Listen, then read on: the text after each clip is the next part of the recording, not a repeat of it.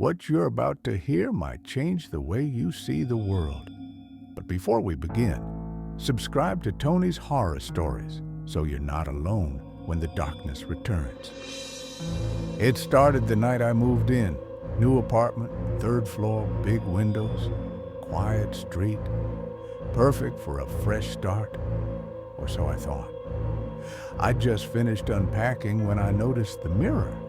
I didn't remember it being on the listing photos. It stood in the bedroom corner, tall and old, like it belonged in a Victorian mansion, not this tiny flat.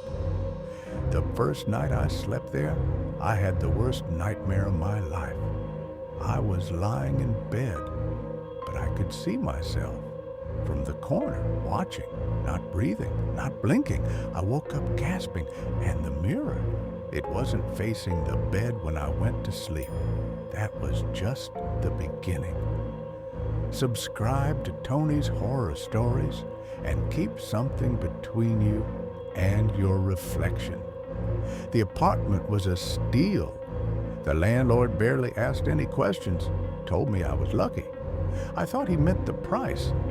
He gave me the keys, patted my shoulder and said, "Just ignore what doesn't concern you." What the hell did that even mean? The place came furnished. Everything was fine except the mirror. It didn't match anything else. Frame carved with patterns that looked like runes. I tried moving it. Heavy as a coffin. Wouldn't budge. I figured it was fixed to the wall. The first few days were quiet, except the constant sense of being watched.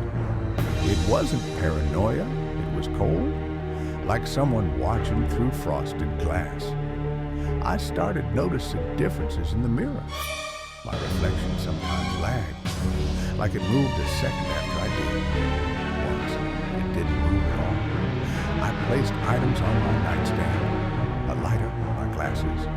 In the mirror, they weren't there.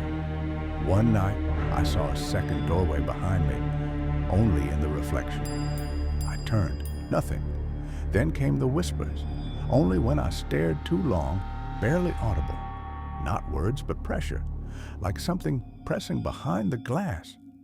She came slowly, at first just a shadow, a figure, then her face, pale, blank, but with those eyes, like open graves. She stood just behind me, always in the mirror, never in the room. One night, I turned away for just a second and heard a thud. I spun around.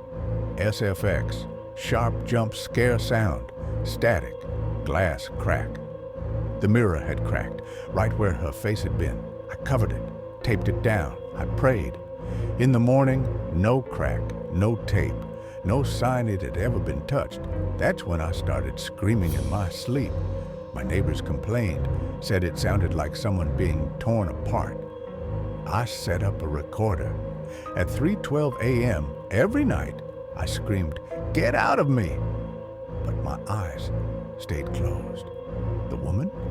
She smiled in the reflection, and behind her were others. The room in the mirror was changing. Furniture I didn't own, walls stained, sagging, a moldy ceiling fan slowly spinning.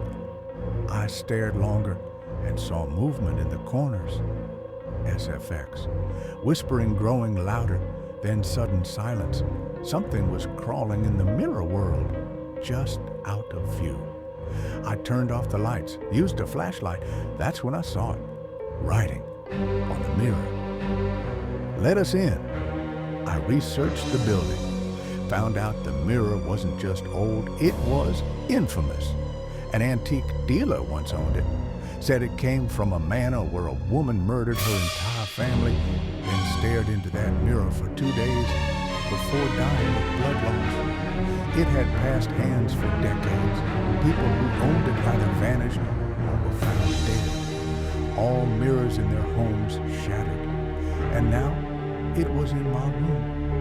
I stopped sleeping, but the dreams kept happening. I woke up with my hand pressed against the mirror.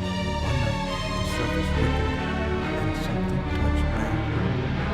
SFX, wet dragging sound, breath in speaker.